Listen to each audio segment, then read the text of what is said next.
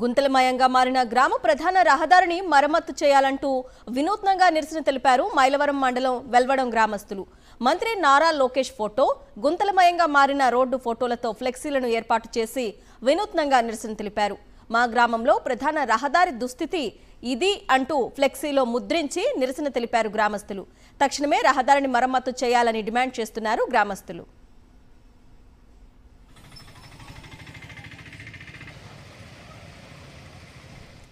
ఇదే అంశంపై అప్డేట్స్ మా ప్రతినిధి అశోక్ అందిస్తారు. అశోక్, మరి దీనికి సంబంధించి గ్రామస్తులు ఏమంటున్నారు? ఎప్పటి నుంచి వాళ్ళు ఆ బాధను ఫేస్ చేస్తున్నారు? ఇంత ఫ్లెక్సీ కట్టి రోడ్లు గుంతలమయంగా మారి అని నిరసన తెలిపేంత వరకు కూటమి ప్రభుత్వానికి రోడ్లు దుస్థితి ఏ విధంగా ఉందో గుర్తు రావట్లేదా?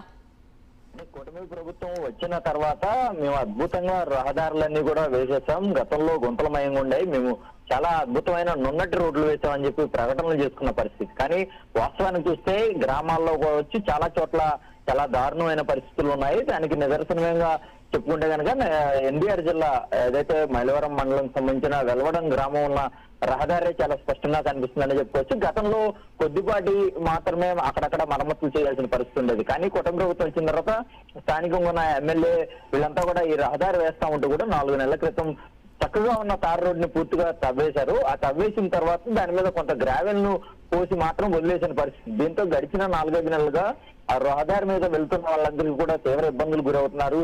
ఎండ ఉన్న సమయంలో అక్కడి నుంచి ఏదైతే ఆ రహదారి మీద ప్రయాణిస్తున్న సమయంలో దుమ్ము ఏదైతే ఉంటుందో అదంతా కూడా వారికి చాలా ఇబ్బంది అవుతుంది. శ్వాసకోశ సమస్యలతో పాటు ఎదురుగా వచ్చే వాహనాలు కూడా కనిపించిన పరిస్థితి. ఇక ప్రస్తుతం వర్షాలు కురుస్తున్నాయి కాబట్టి, వర్షాకాలం వచ్చింది కాబట్టి ప్రస్తుతం ఆ రోడ్లంతా కూడా ఎక్కడికక్కడ గుంటలమయంగా మారిపోయింది, నీళ్లు నిలిచిపోయిన పరిస్థితి.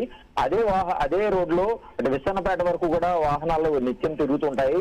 రోజు వందల సంఖ్యలో ఇటు లారీలు కావచ్చు, బస్సులు కావచ్చు, అలాగే ఆ చుట్టుపక్కల గ్రామ ప్రజలు కూడా ప్రధానంగా ఈ రహదారి మీద ప్రయాణించాల్సి వస్తుంది. అయితే 4 నెలలుగా తమ అనేక రకాలుగా ఇబ్బందులు పడుతున్నాం, కనీసం ఎవరు పట్టించుకోవట్లేదని వారు ఆవేదన వ్యక్తం చేస్తున్నారు. ఈ నేపథ్యంలోనే మంత్రి నారా లోకేష్ తమ సమస్యను పరిష్కరించాలంటూ కూడా ఒక ఫ్లెక్సీ పెట్టి వినూత్నంగా తమ నిరసన అయితే తెలియజేసిన పరిస్థితి కనబడుతుంది. స్థానికంగా ఉన్న ఎమ్మెల్యే ఎన్నిసార్లు చెప్పినా కూడా దీనికి సంబంధించి పట్టించుకోవట్లేదని వాళ్ళ నుంచి ప్రధానమైన ఆరోపణగా మనకు వినిపిస్తుంది. Okay Ashok, thank you.